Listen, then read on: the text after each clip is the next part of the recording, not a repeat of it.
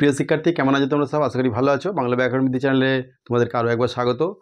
আর সামনেই পরীক্ষা, 10 তারিখ থেকে তোমাদের মাধ্যমিক পরীক্ষা শুরু হচ্ছে। সেই জন্যই আমি পর্ষদের যে টেস্ট পেপারটা আছে, সেই পর্ষদের টেস্ট পেপার থেকে ব্যাকরণ বিভাগের সমস্ত কোশ্চেনগুলো আমি ব্যাখ্যাসহ এখানে আলোচনা করছি, তোমরা দেখে নিতে পারো। আর ব্যাখ্যাসহ আলোচনাটা শুনলে পারে তোমাদের মনের মধ্যে একটু গেঁথে যাবে। এই টাইপের যে কোনো ধরনের প্রশ্ন আসুক না কেন, তোমরা কিন্তু সবাই সেটা করতে পারবে। কম তোমরা যদি ভিডিওগুলো দেখে থাকো তাহলে একটুখানি লাইক করে দিও অবশ্যই। 10 থেকে প্রায় 15 নম্বর কিন্তু ব্যাকরণ থেকে থাকবে। এইটা যাতে তোমরা 100% পাও, সেইটাই আমার উদ্দেশ্য। আর তোমরা পেলে পারে আমি কিন্তু খুব খুশি হব। Jalpaiguri Meherunnesa high school, page number হচ্ছে 18, 1-9 অনুসর্গের দৃষ্টান্ত। অনুসর্গের দৃষ্টান্ত কি? 1-9 অনুসর্গের দৃষ্টান্ত হচ্ছে জন্য। আর এই অনুসর্গ হচ্ছে একটা অব্যয়। খুব সহজ সহজ প্রশ্ন আছে এটাতে। দ্বন্দ্ব সমাসের অর্থ প্রাধান্য থাকে কোনটার? পূর্বপদের না পরপদের না উভয় পদের? উভয় পদের। এখানে কি হবে? উভয় পদের। উভয় পদের। কেন উভয় পদের? কারণ দ্বন্দ্ব সমাস তোমরা জানো, দ্বন্দ্ব সমাস হচ্ছে দুটো অর্থেরই কিন্তু প্রাধান্য পাবে। যেমন মা ও বাবা, মা বাবা, ভাই ও বোন, ভাই বোন, এই যে দুটো অর্থেরই কিন্তু প্রাধান্য এখানে পাচ্ছে। ইসাবের মেজাজ চড়ে গেল, এখানে কারণ নির্ণয় করতে বলেছে। মেজাজের তলায় দাগ দেওয়া আছে। ইসাবের মেজাজ চড়ে গেল, তাহলে কি চড়ে গেল? না মেজাজ চড়ে গেল। তাহলে এটা কর্মকারক হবে। কি কাকে দিয়ে প্রশ্ন করলে পারে? তাহলে এটা কর্মকারক হয়। তোরা সব জয়ধ্বনি কর, কি জাতীয় বাক্য? তোরা সব জয়ধ্বনি কর, এখানে যে অপশানগুলো আছে তার মধ্যে হবে অনুজ্ঞাবাচক বাক্য। তাহলে অনুজ্ঞাবাচক। চিরসুখী পদটা হলো কোন সমাস? ব্যাপ্তি তৎপুরুষ। চিরসুখী, চির যে সুখী, মানে একটা সময়ের ব্যাপকতা চলবে, সেই সময় ধরে যে সুখী থাকে তাকেই বলা হয় চিরসুখী। তাহলে চিরসুখী হচ্ছে ব্যাপ্তি তৎপুরুষ। নদীর বিদ্রোহের কারণ সে বুঝিতে পারিয়াছে, এটা কি বলেছে? কোন বাচ্যের উদাহরণ? এটা হচ্ছে কর্তৃবাচ্যের উদাহরণ হবে। কর্তৃবাচ্য, সে নিজে কাজ, যেখানে কর্তা নিজে কাজ করে সেখানে হচ্ছে কর্তৃবাচ্য হয়। যে গাড়ি চলছে তাতে উঠতে যেও না, কোন শ্রেণীর বাক্য? যে গাড়ি চলছে তাতে উঠতে যেও না, অর্থাৎ চলন্ত গাড়িতে উঠতে যেও না, যেটাকে বলা হচ্ছে। এটা যে গাড়ি চলছে তাতে উঠতে যেও না, অর্থাৎ এখানে যে আছে আবার তাতে আছে। তাহলে এটা হচ্ছে জটিল বাক্য, কারণ সাপেক্ষবাচক এখানেতে আছে, সাপেক্ষবাচক অব্যয় দেওয়া আছে। আচ্ছা, অন্যের পরিচালনায় যে কাজ করে সেই কর্তাকে কি বলে?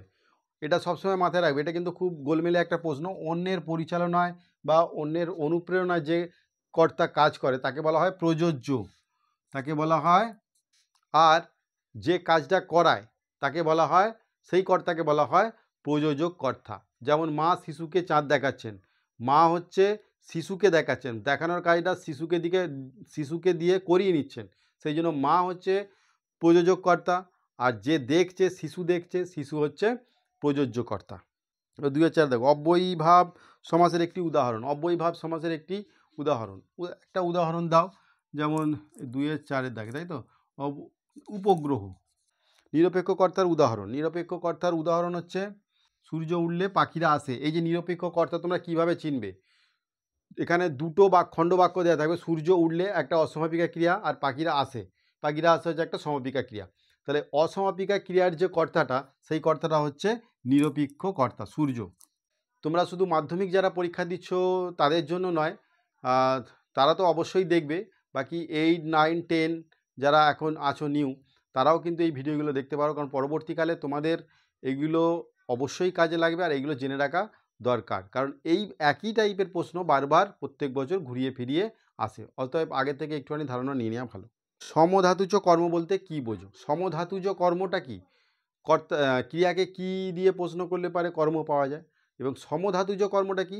না, একটা বাক্যের মধ্যে ক্রিয়াপদ যেখান থেকে উৎপত্তি হয়েছে আর কর্মটাও সেখান থেকে উৎপত্তি হয়েছে, সেই ধাতু থেকেই উৎপত্তি হয়েছে। তাহলে ওই একই ধাতু থেকে কর্ম উৎপন্ন হয়েছে, একই ধাতু থেকে ক্রিয়া উৎপন্ন হয়েছে। তাহলে একই ধাতু থেকে যে কর্মটা উৎপন্ন হলো, সেই কর্মটাকেই বলা হচ্ছে সমধাতুজ কর্ম।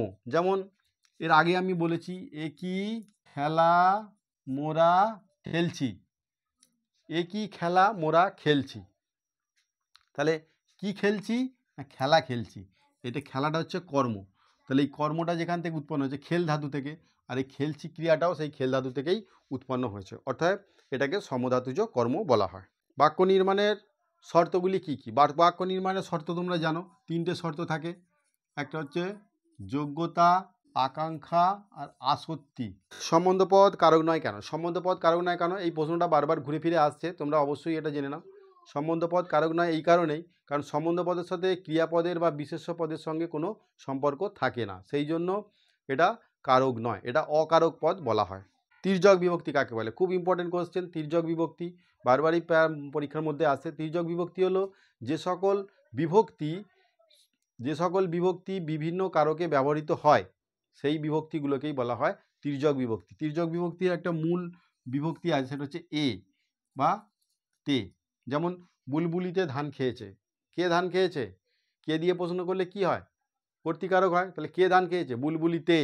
তাহলে বুলবুলিতে তে বিভক্তিটা হচ্ছে কর্তৃকারকে গেল। ছুরিতে হাত কেটেছে।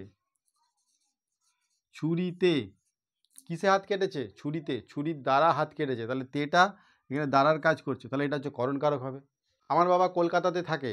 কোথায় থাকে? কলকাতাতে। তাহলে এটা হচ্ছে অধিকরণ কারক হবে। তাহলে এই তে বিভক্তিটা কিন্তু তির্যক বিভক্তি। পৃথিবী হয়তো বেঁচে আছে। পৃথিবী হয়তো বেঁচে আছে, এটা কারক বিভক্তি নির্ণয় করতে বলেছে। পৃথিবী কর্তৃকারক হবে আর শূন্য বিভক্তি। ভাববাচ্যের একটি উদাহরণ দিতে বলেছে। ভাববাচ্যে যেখানে ক্রিয়াই প্রধান থাকে, মহাশয়ের নিকট যাওয়া হোক বা আপনার কোথায় যাওয়া হবে, এই রকম। আচ্ছা, বহুরূপী শব্দটির ব্যাসবাক্য সহ সমাস নির্ণয় করো। বহুরূপ ধারণ করতে পারে যিনি, তাকে বলা হয় বহুরূপী, তাই তো? বহুরূপী, তাহলে এটা হচ্ছে উপপদ তৎপুরুষ সমাস। নদীর ধারে তার জন্ম হইয়াছে, এটা কর্তৃবাচ্যে রূপান্তর করতে হবে। সে নদীর ধারে জন্মিয়েছে, ডাইরেক্ট, যেটা ডাইরেক্ট হবে একদম পুরো, সেটা কর্তৃবাচ্য হবে। আর দ্বারা দিয়া কর্তৃক হলে পারে কর্মবাচ্য হবে। আর ওইগুলো না যদি থাকে তাহলে ক্রিয়া প্রাধান্য পাবে, সেটা হচ্ছে ভাববাচ্য হবে। এবার চলে তো কাঁটানগর হাই স্কুল, পেজ 20, 21 পাতায় দেখো, 21 পাতায় 1-10, তোরা সব জয়ধ্বনি কর। বারবার একই ধরনের প্রশ্ন ঘুরি ফিরিয়ে আসছে, কিন্তু তোরা সব জয়ধ্বনি কর, এটা ব্যাসবাক্য কী হবে? জয় সূচক ধ্বনি। জয়ের ধ্বনি সমান মধ্য পদলোপী কর্মধারায় সমাস।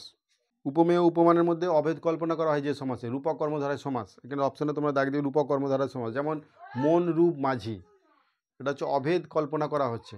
মনটা কিসের মতো? মাঝির মতো। তাহলে এখানে অভেদ একটা কল্পনা করা হচ্ছে, কিন্তু মনটা কি মাঝির মতো হয়? হয় না। এটা হচ্ছে অভেদ একটা কল্পনা করা হচ্ছে, সেই জন্য এটা রূপক কর্মধারায় সমাসে থাকে বিশেষ করে।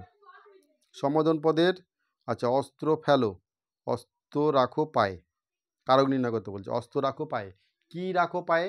অস্ত্র রাখো পায়ে, তাহলে কর্মকারক। সম্বোধন শব্দের অর্থ হলো আহ্বান। সম্বোধন মানে হচ্ছে কাউকে সম্মান দিয়ে ডাকা, হে ভগবান, হে করুণাময়, ওগো শুনছো, এইসব হচ্ছে সম্বোধন পদ। এই যে ওগো, হে, এগুলো হচ্ছে সম্বোধন পদ, কাউকে আহ্বান করার সময় এইগুলোকে ব্যবহার করা হয়। স্পষ্টভাবে বাক্যের অর্থ বোঝার জন্য একটি পদের পরে অন্য পদটি শোনার আগ্রহকে বলে আকাঙ্ক্ষা।